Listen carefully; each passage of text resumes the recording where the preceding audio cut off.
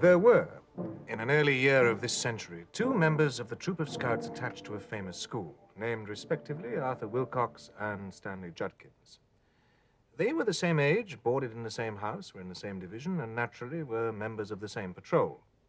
They were so much alike in appearance as to cause anxiety and trouble, and even irritation to the masters who came in contact with them.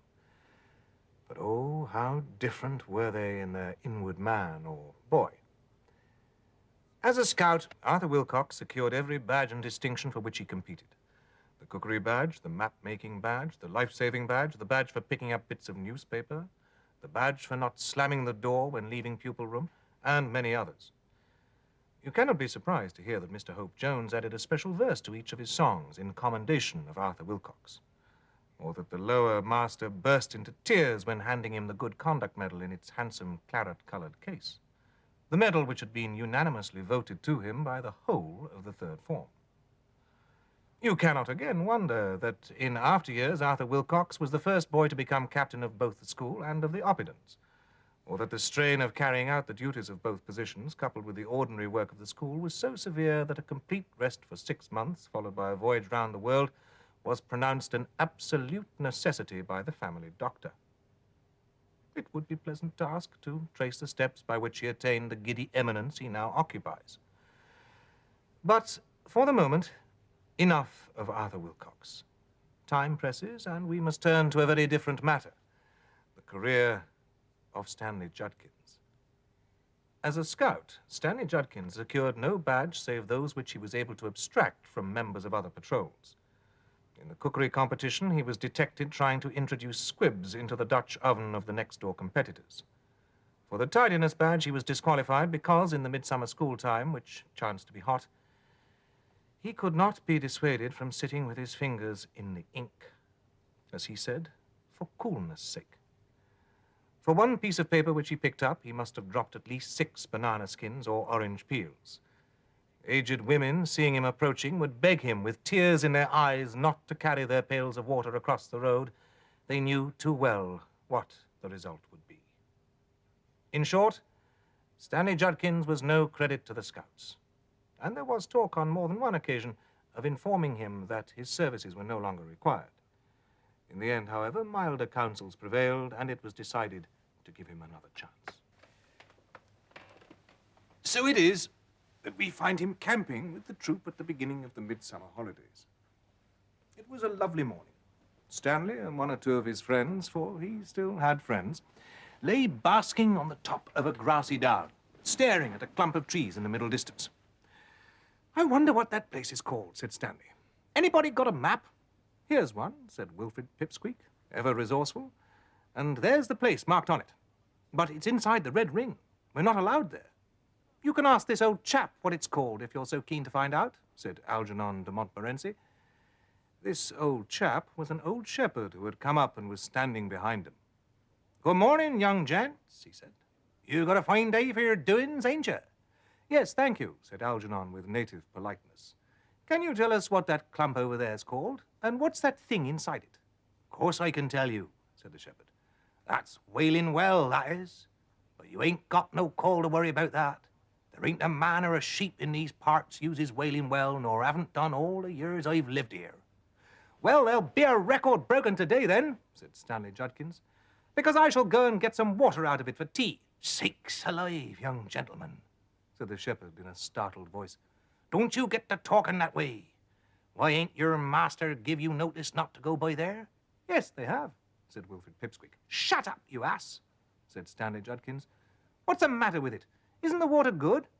"I don't know as there's anything much wrong with the water," said the shepherd. "All I know is my old dog wouldn't go through that field, let alone me or anyone else that's got a morsel of brains in their heads." "But I see there's tracks in it," said Wilfred. "Someone must go through it sometimes." "Tracks," said the shepherd. "I believe you. 4 tracks, 3 women and a man." "Who are they?" asked Algernon. "Why do they go there?" "There's some, perhaps, could tell you who they was," said the shepherd. "But it was afore my time they come by their end. And why they goes there still is more than the children of men can tell. Except I've heard they was all bad uns when they was alive. Why, you don't mean they're deaders, cried Stanley. What rot! You must be a lot of fools to believe that. Who's ever seen them, I'd like to know? I've seen 'em, young gentleman, said the shepherd. About 4 o'clock of the day it was, much such a day as this. I see 'em, each one of 'em, come peering out the bushes and stand up and work their way slow by them tracks towards the trees in the middle where the well is. And what were they like? Do tell us, said Algernon and Wilfrid eagerly. Rags and bones, young gentleman. All 4 of 'em fluttering rags and whitey bones. It seemed to me as if I could hear 'em clacking as they got along. Very slow they went and looking from side to side. The boys pondered for some moments on what they'd heard, after which Wilfrid said, "And why is it called Wailing Well?" "If you was round here at dusk of a winter's evening, you wouldn't want to ask why," was all the shepherd said. Early in the afternoon of next day, the following dialogue was heard. "Wilcox, is all your tent there?" "No, sir, Judkins isn't. That boy is the most infernal nuisance ever invented. Where do you suppose he is?" "Sir, I shouldn't wonder if he'd gone to the Wailing Well."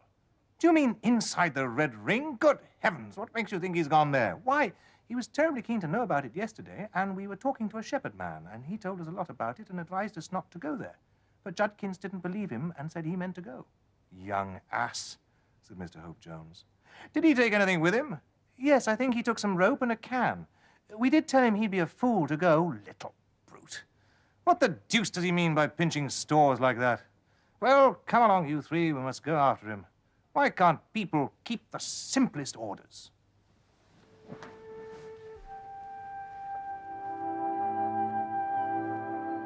It was a wonderful day of shimmering heat. The sea looked like a floor of metal. There was no breath of wind.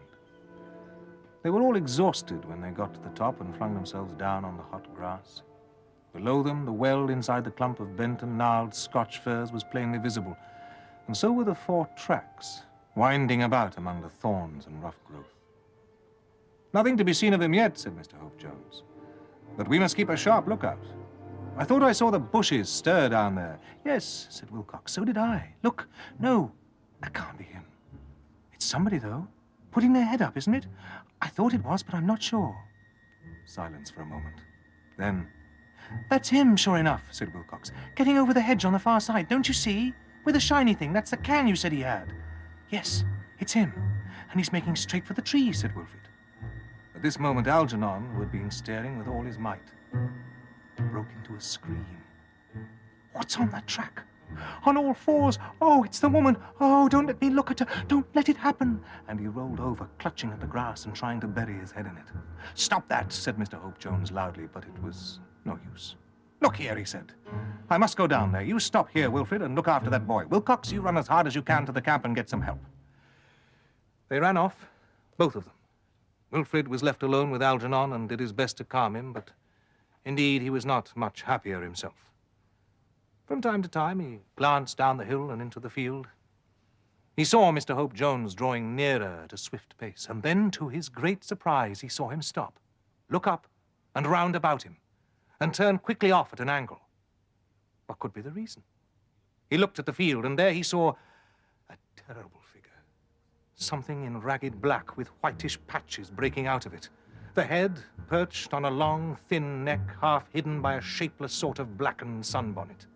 The creature was waving thin arms in the direction of the rescuer who was approaching, as if to ward him off. And between the 2 figures, the air seemed to shake and shimmer as he had never seen it. He looked away hastily to see Stanley Judkins making his way pretty quickly towards the clump, and in proper scout fashion, picking his steps with care to avoid treading on snapping sticks or being caught by arms of brambles. Evidently, though he saw nothing, he suspected some sort of ambush, and was trying to go noiselessly. Wilfrid saw all that, and he saw more, too.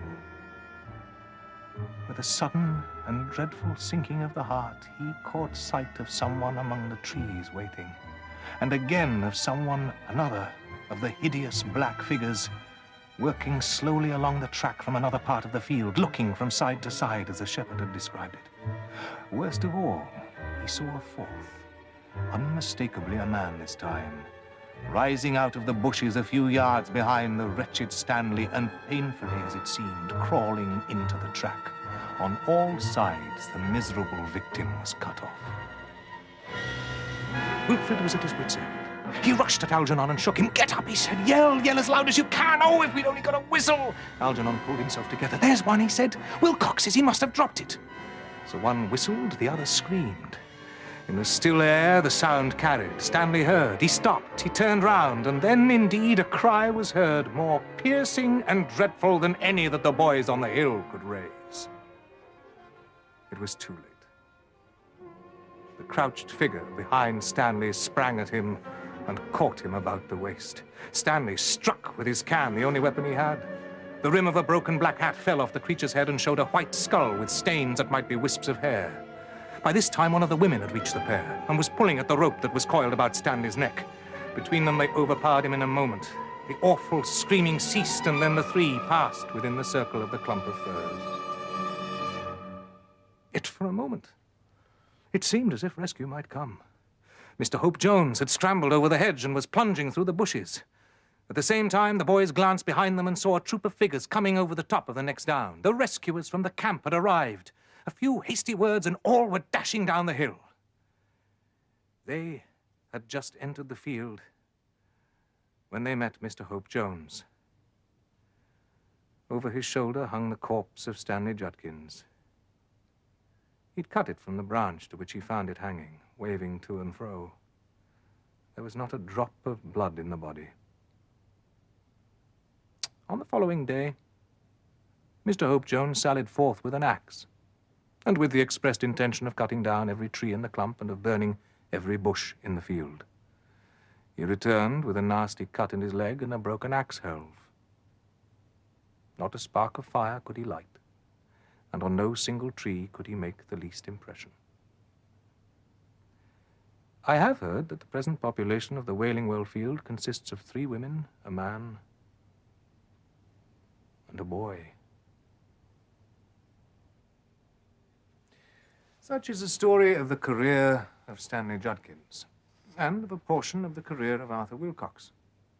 It has, I believe, never been told before. If it has a moral, that moral is, I trust, obvious. If it has none, I do not well know how to